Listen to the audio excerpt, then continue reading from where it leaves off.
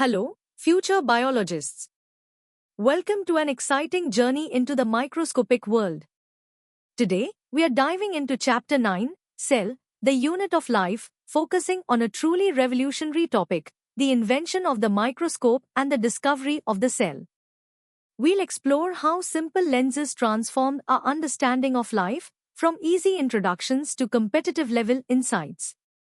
Get ready to unlock the secrets of the tiny. Let's kick things off with the basics. Ever wondered how we first saw things too small for our eyes? It all began with a brilliant invention. Imagine a world where everything you saw was only what your eyes could perceive. Then, suddenly, a tool appears that makes tiny things look huge. That's exactly what a microscope does. It's an instrument designed to magnify small objects, revealing details that are otherwise invisible to us. Think of it as a superpower for your eyes, allowing you to peek into the hidden world of cells and microorganisms. This revolutionary device transformed science by showing us that life exists at a level far beyond what we can see with our naked eye. It truly opened up a whole new dimension of biological discovery. So, who first dreamt up this incredible device? The credit often goes to Zacharias Janssen, a Dutch spectacle maker, around the year 1590.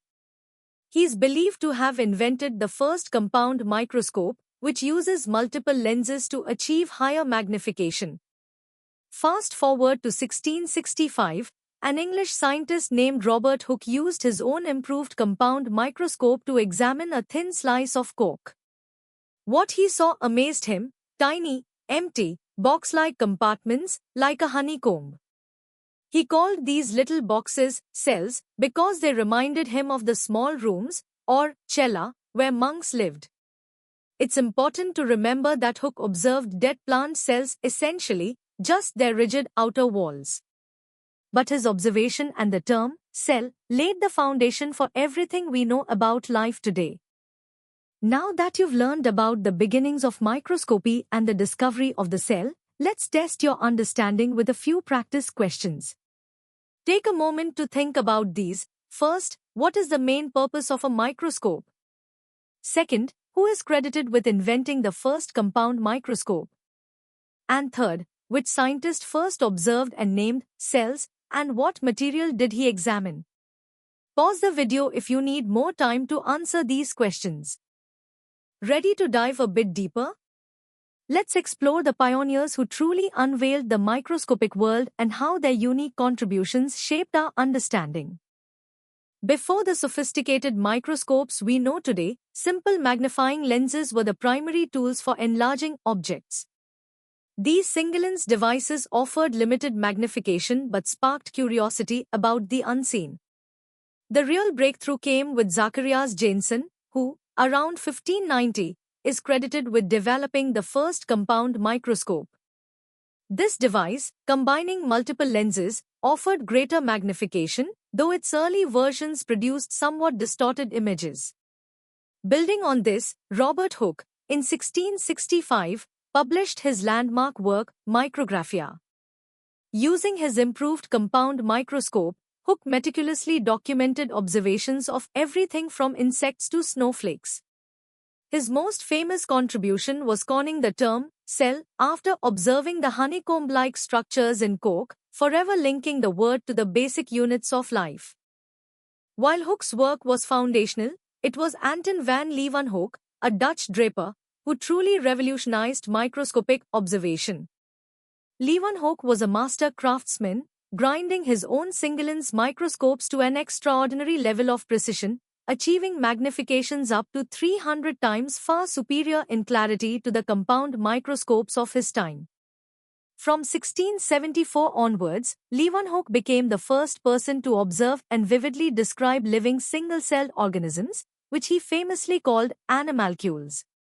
He explored pond water, saliva, and even dental plaque, discovering bacteria, protozoa, blood cells, and sperm cells. His meticulous observations revealed a bustling, invisible world of life, earning him the title Father of Microbiology and fundamentally shifting our understanding of biological diversity. The journey from simple magnification to complex cellular observation involved key advancements in lens technology and scientific methodology. Early simple microscopes, like Leeuwenhoek's, relied on the precision of a single, powerful lens to minimize optical distortions. This allowed for clearer, though often smaller, fields of view. Compound microscopes, on the other hand, combined an objective lens near the specimen with an eyepiece lens for viewing. While offering higher potential magnification, early compound designs struggled with chromatic and spherical aberrations, causing blurry and color-fringed images. It was the careful preparation of samples, the precise grinding of lenses, and the sheer persistence of these early scientists that allowed them to make such revolutionary discoveries, paving the way for future generations to refine these instruments and delve deeper into cellular biology. Now, let's test your deeper understanding of these early biological discoveries. Consider these 5 questions. What type of lenses were used for magnification before compound microscopes? What was the key improvement in Jensen's microscope? What was the title of Hooke's famous book, and what term did he introduce? Who is known as the father of microbiology, and what was unique about his microscopes? And finally, name 2 types of living animalcules first observed by Anton van Leeuwenhoek. Take your time to formulate your answers. Ready to push your understanding further? Let's compare the pioneers, analyze their impact, and connect these early discoveries to the broader theories of life. The early evolution of microscopes involved 2 distinct paths, the simple and the compound. Simple microscopes, exemplified by Leeuwenhoek's remarkable creations, used a single, highly curved lens. His exceptional skill in grinding these lenses allowed for incredible clarity and resolution, even at magnifications of up to 300x. This simplicity minimized optical distortions like chromatic and spherical aberrations, which plagued early compound microscopes. Compound microscopes, like those used by Jensen and Hooke, utilized multiple lenses, an objective lens, and an eyepiece to achieve greater overall magnification. However, the combination of several imperfect lenses amplified these aberrations, often resulting in blurry, distorted images. While compound microscopes offered the promise of higher magnification, Leeuwenhoek's simple, high-quality lenses often provided a clearer view of the microscopic world, highlighting that resolution, not just magnification, was key to scientific discovery. Let's directly compare the towering figures of Robert Hooke and Anton van Leeuwenhoek. Hooke, using his compound microscope in 1665, observed thin slices of cork. He famously coined the term cell for the empty, box-like structures he saw, which were actually the dead cell walls of plants. His contribution was primarily structural and descriptive, providing the first glimpse into the compartmentalized nature of biological matter.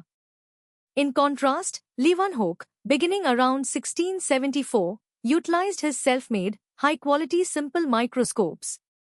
He focused on living samples, pond water, blood, saliva, and became the first to observe and document a vast array of living microorganisms, which he called animalcules. His work was dynamic, revealing the movement and diversity of single-celled life. While Hooke identified the term cell, Leeuwenhoek revealed the life within, fundamentally expanding the scope of biology and earning him the title Father of Microbiology. The significance of these early cell discoveries cannot be overstated. Before Hooke and Leeuwenhoek, biological understanding was largely confined to the macroscopic world. Their work introduced the revolutionary concept that life exists at a fundamental, invisible level, composed of tiny units. This paradigm shift was crucial.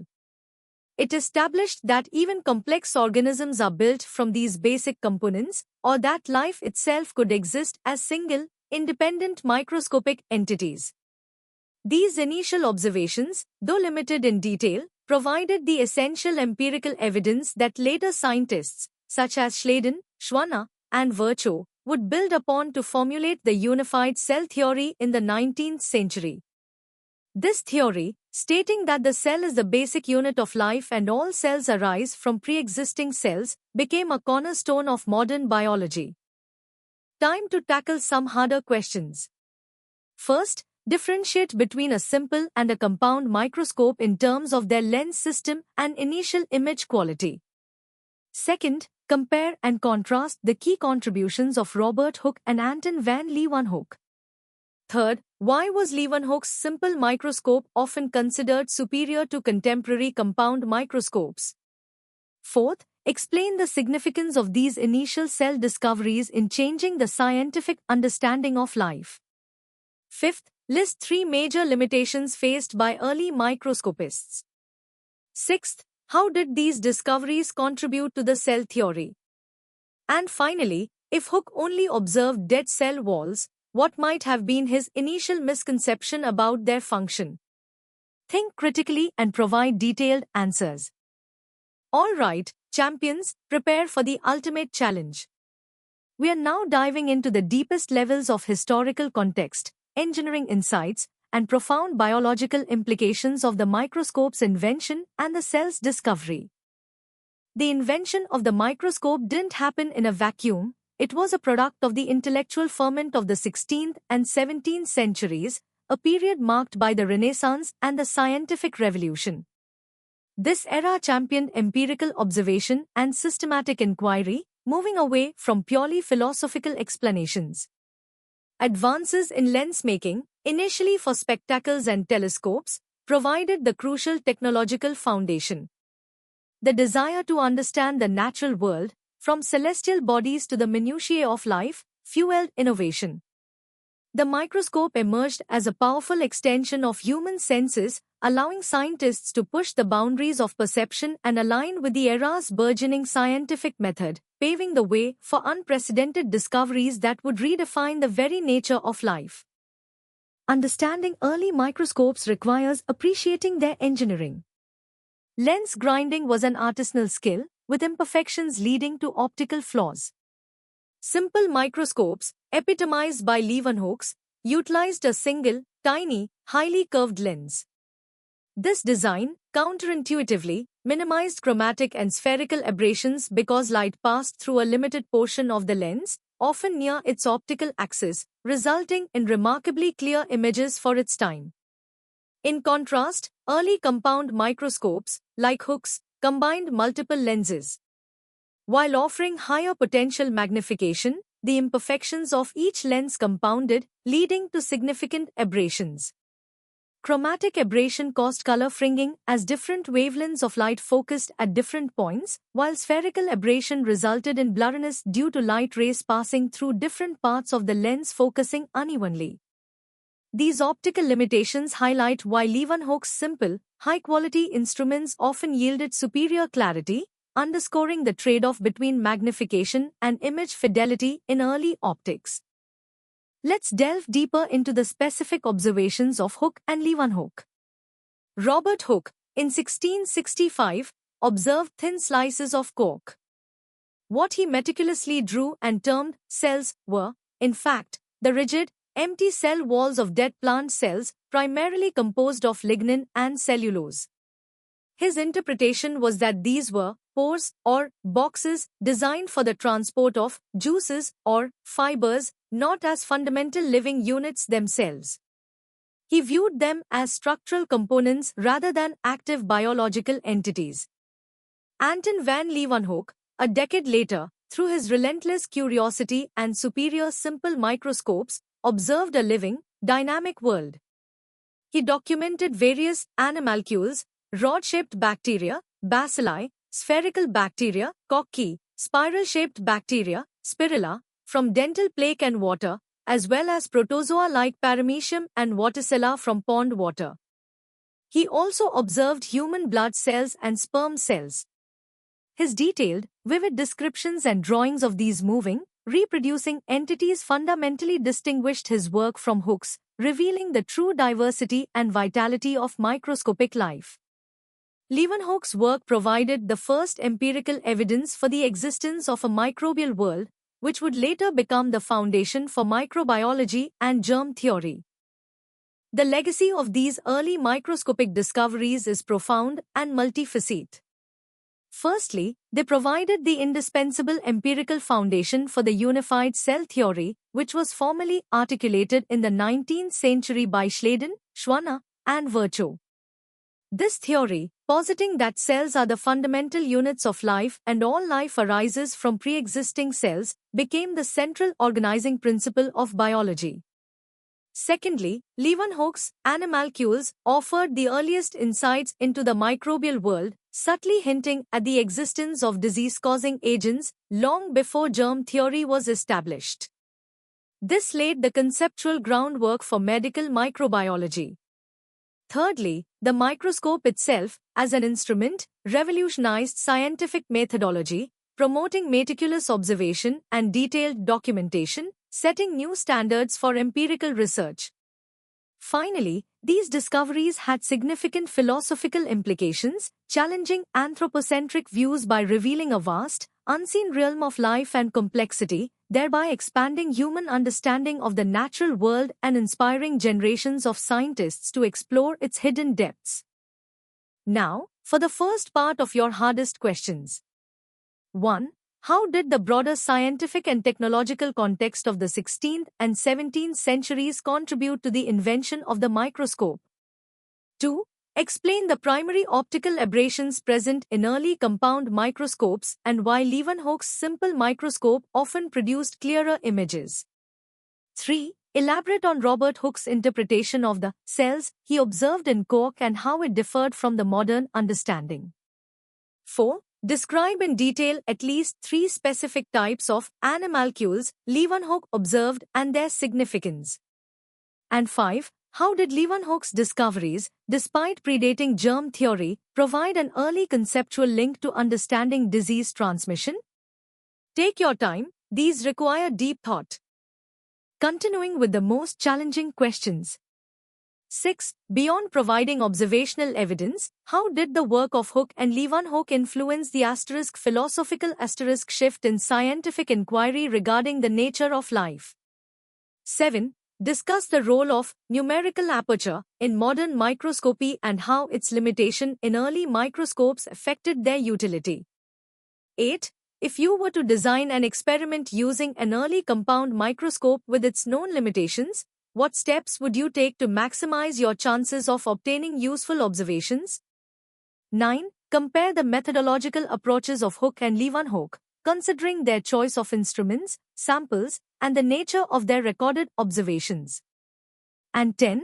How did the micrographia serve as a scientific communication tool, and what was its broader impact on scientific literacy and public engagement? Good luck with these complex questions.